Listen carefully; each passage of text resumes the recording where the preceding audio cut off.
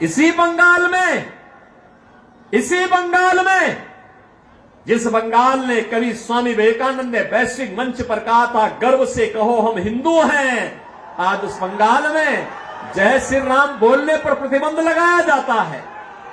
आज उसी बंगाल में जिस बंगाल ने कभी बांग्ला रामायण लिखा था, आज जय श्री राम बोलने पर उस पर गोली चला दी जाती है, शोभा यात्राओं पर हमले कर दिए जाते हैं, सरकार के द्वारा झूठे मुकदमे दर्ज कर दिए जाते हैं और उपद्रवियों के सामने पूरी की पूरी टीएमसी सरकार मौन बनी हुई है।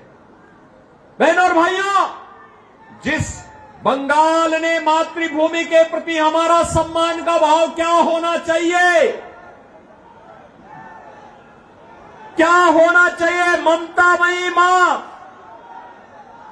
महाकाली की उपासना जगत जननी मां भगवती के रूप में कैसे होना चाहिए, पूरे देश को सिखाने वाला सभ्यता, संस्कृति, कला और संस्कारों की बंगाल की भूमि में आज संदेश खाली की घटना होती है। अपराधी को टीएमसी सरकार बचाने का काम करती है और अपराधियों के साथ जो ममता दीदी की यहां की जनता को मिलना चाहिए था, वह ममता अपराधियों को दी जा रही है।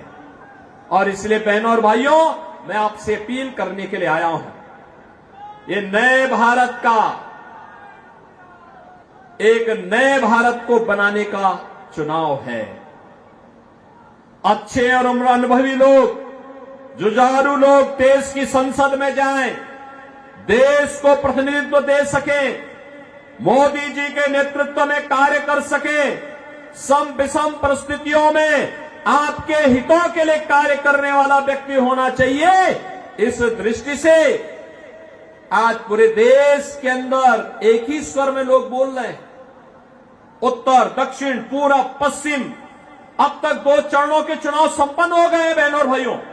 मुझे देश के अंदर अनेक राज्यों में जाने का अवसर प्राप्त हुआ है। अकेले उत्तर प्रदेश में ही 80 लोकसभा सीटों पे चुनाव चल रहे हैं। 2 चरणों के चुनाव संपन्न हो गए हैं।